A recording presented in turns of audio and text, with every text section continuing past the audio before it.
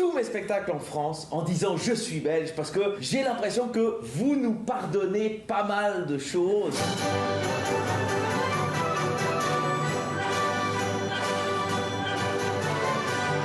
Sachez que Malevich, il n'était pas hyper content de son travail. Non, mais pourtant il n'avait pas dépassé. Vraiment pendant le spectacle ce soir, on va parfois apprendre des choses et puis de temps en temps une petite blague de cul pour récupérer tout le monde. Vous voyez, hein? Comment étaient traités les zèbres du zoo de Johannesburg pendant l'apartheid? Moi, j'aime parfois comme ça poser des grandes questions, mais parfois je me fiche de la réponse. C'est ma part de féminité.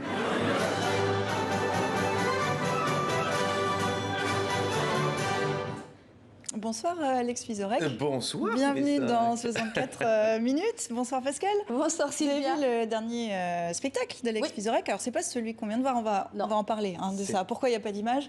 Mais vous l'avez vu et puis la question qui se pose, parce que ça traite de la mort, s'appelle Ad Vitam, est-ce que c'est à mourir de rire? Alors c'est totalement à mourir de rire. Je suis toujours en train de rire. Bon, on va faire un petit récapitulatif. Allez-y, je vous écoute. Le premier spectacle dont vous venez de voir un extrait, c'était sur l'art contemporain, qui n'est quand même pas un thème très, très rigolo. Là, vous vous attaquez à un thème encore moins rigolo, qui est la mort. Ouais. Bon, pourquoi la mort? Après l'épidémie, le Covid, c'est quand même très risqué. Alors, c'est le Covid qui m'a copié, car je devais faire ce spectacle en avance. J'étais prévu à une rentrée pour avril 2020, donc il n'y avait pas de souci. Et j'ai dû reporter 1 an et demi de ce spectacle pour arriver enfin à rentrer en juin dernier à Bruxelles, vu qu'on est dans la grande francophonie. Je peux citer en dehors de... Chez oui, oui, je vous remercie. Oui, oui, chez moi, merci Madame la Suissesse. Sylvia. Sylvia, oui, non, je sais bien, mais je sais la nationalité d'abord. Et donc, je me suis dit, cette thématique qui était celle que j'avais envie de traiter, parce que je trouve que on rigole d'autant mieux quand les choses sont complexes. Et aller sur cette thématique-là me différencier un petit peu aussi de ceux qui parlent, et très bien d'ailleurs, c'est pas du tout une hiérarchisation, mais du quotidien, de leurs compagnes, de leurs parents, du métro parisien. Et en allant sur la mort et la traitant de différents aspects, j'estimais pouvoir le faire, devoir le faire, et peut-être d'autant plus après cette période où on l'avait beaucoup traité en chiffres.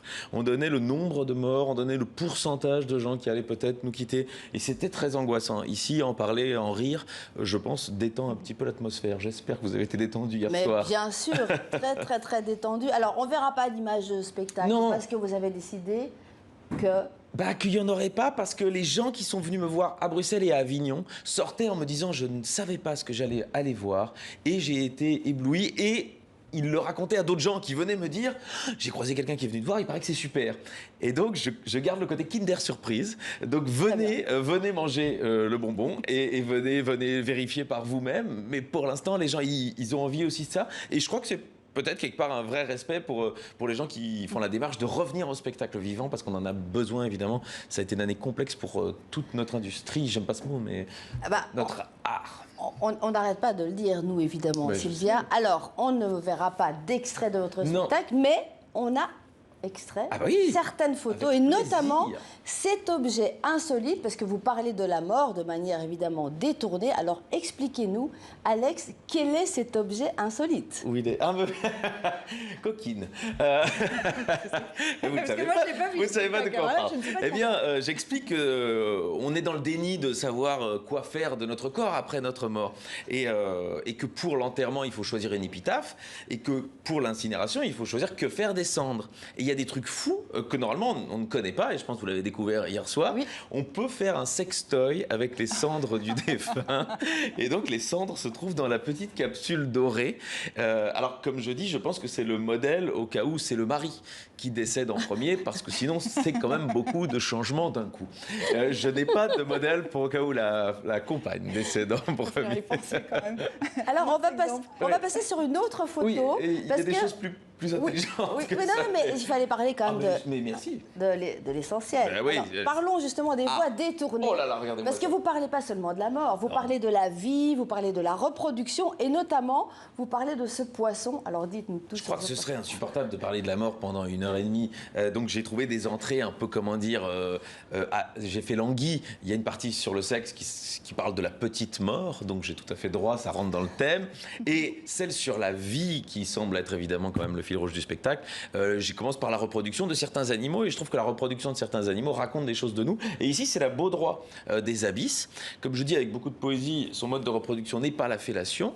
Oui, je sentais que vous n'étiez pas prête. Et non, et en fait, ce qui est fou, c'est que ça, c'est une femelle, parce que les mâles sont tout petits, et les mâles sont absorbés par le corps de la femelle, et elle garde collés à elle les testicules du mâle pour se reproduire quand elle le voudra.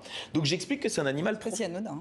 Ah bah oui, c'est un animal féministe, c'est un animal féministe. Voilà. Et je dis, c'est Simone de Baudroie. Comme ça, vous voyez, j'élève un petit peu le niveau occasionnellement. Voilà, c'est mieux, hein, là, on dirait les mêmes. Pardonnez-moi, parce que vous avez un autre exemple, mais ce qu'on comprend, c'est qu'en fait, la mort, c'est pour les vivants. C'est essentiel. Mais non, mais ça, j'ai découvert ça, et quand je raconte ça, les gens, ils se marrent. Mais en fait, c'est une angoisse telle de vivant qu'au fond, le mort en lui-même, qui se retrouve dans un sextoy ou qu'il ait un mausolée, pour lui, ce sera un peu kiff-kiff. En revanche, le vivant a une vraie angoisse, une vraie relation, et il projette surtout la sienne. Et donc, c'est ça que j'essaye aussi de détendre. Les gens qui, après le spectacle, vont boire un coup en se disant, tiens, qu'est-ce que j'aimerais qu'il m'arrive après, en rigolant. Si c'est ça, j'ai réussi mon coup.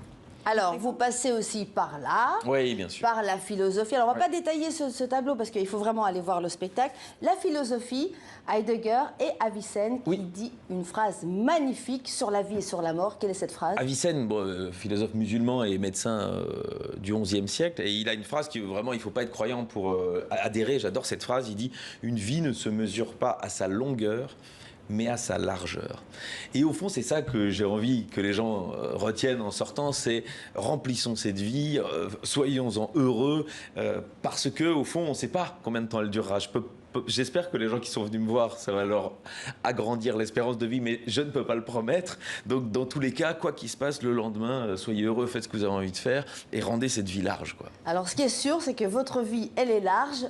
Entre France Inter le matin, elle est remplie, en tout cas. L'après-midi avec Charlie Vanhoenacker, Télématin aussi. Oui. Maintenant, c'est nouveau, cette saison. De France 2. Voilà. Et puis le soir, théâtre. Au Théâtre de l'Œuvre, on le dit jusqu'au 8 janvier, et puis en tournée notamment en Belgique. Et toute la France, à partir du 8 janvier, je reprends mes valises et j'adore ça, c'est ce que je préfère quelque part. Et alors, est-ce que votre vie est en Suisse aussi, mais toute la francophonie. Ah bien, bien sûr. Non, mais je pensais parce que je suis venu à TV5, j'avais joué le précédent au Liban, en Tunisie, et franchement, toute la francophonie, je viens avec le plus grand plaisir. Donc votre vie est bien large? Oh, j'espère, mais en fait, je crois que c'est mon angoisse, et c'est l'inverse, c'est-à-dire que c'est parce que ma vie est large et que j'ai très envie qu'elle continue à l'être que j'ai écrit ce spectacle sur ce sujet, parce que je crois que au fond, ça raconte un peu mon angoisse de la mort à moi, et comme on l'a tous quelque part d'une manière ou d'une autre, vous y retrouverez la vôtre, mais vous en rirez, je crois.